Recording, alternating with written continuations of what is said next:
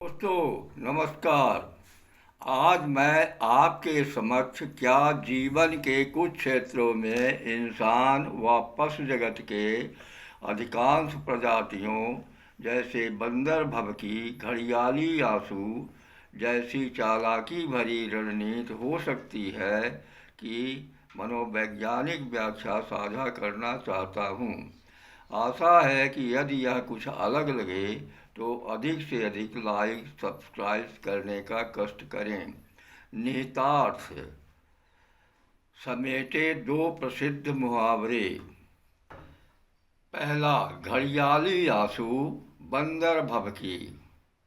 क्या इनमें पशु जगत की संभवतः क्रमशः शिकार या अपनी सुरक्षा हेतु अपनाई जाने वाली असली तीखी चालाकी भरी रणनीति की वानगियाँ मानव समाज के अधिकांश कथित जानकारों को असमंजस में नहीं डाल सकती।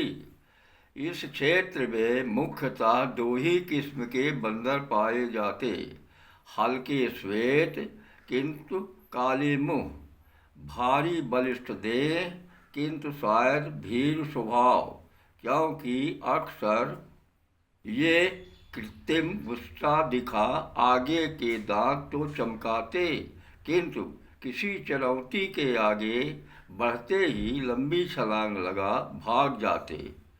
दूसरे, हल्के लाल देह किंतु निखरे लाल मुंह, ये गठे बदन कद छोटे फुर्तीले किंतु असली गुस्सा दिखाने वाले, ये धमकी में दांत तो नहीं दिखाते पर छेड़ने वाले पर अक्सर खुर्रा खुर्रा आवाज़ कर हमला ही ज़्यादातर करते।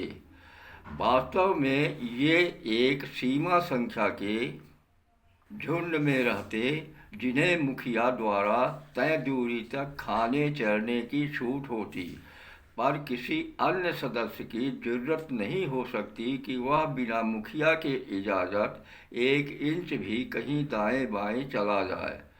क्या इंसानी समाज में भी कहीं कहीं यह प्रवृत्ति नहीं मिलती लग सकती? ये वन्य जीव की श्रेणी में आते। इन्हें खाने के लिए पत्ती फूल फल और आराम करने या सोने हेतु अनिवार्यता से जंगल व पेड़ की शाखाएं ही चाहिए।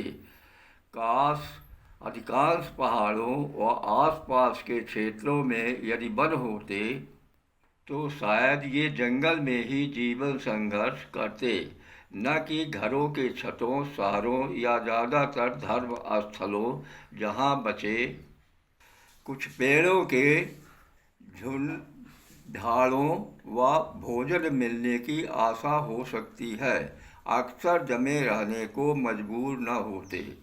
अर्थात अक्सर मानव समाज के कुछ स्वयंभू जानकार सभी पशुओं को बुद्धिहीन बताते नहीं थकते, लेकिन ज़मीनी तहकीकात से पता चल सकता है कि उक्त दो मुहावरों के निहितार्थ इंसानी आम आदमी यदा कदा लाल मुंह बंदरों के तर्ज पर प्रतिक्रिया देते लगते, जबकि खासकर उच्च शिक्षित व नाना साधनों से लैस राजनीतिक दलों, नौकरशाहों, कथित बुद्धिजीवियों में कितनी मात्रा में चालाकी भरे बंदर भभकी व घड़ियाली आंसू के नकलों के भरमारों को तलाशा जा सकता है।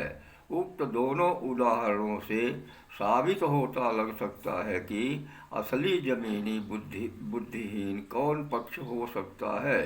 यह तथ्य शायद इस असलियत से और अस्पष्ट हो सकता है कि जहाँ इंसान अपने क्रियाकलापों व सोच से पूरे जैविक जगत व पृथ्वी को भी अस्तित्विक संकट में धकेलता लग रहा है, वहाँ पशु जगत की सोच व क्रियाकलापें प्राकृतिक सीमा में रहते सिर्फ अपने जन्म जीवन संघर्ष और मौत के इर्द गिर्द सिमटे हुए अंततः प्राकृतिक अनिवार्यता पूरी करते स्वाभाविक मौत पाते लग सकते हैं। धन्यवाद।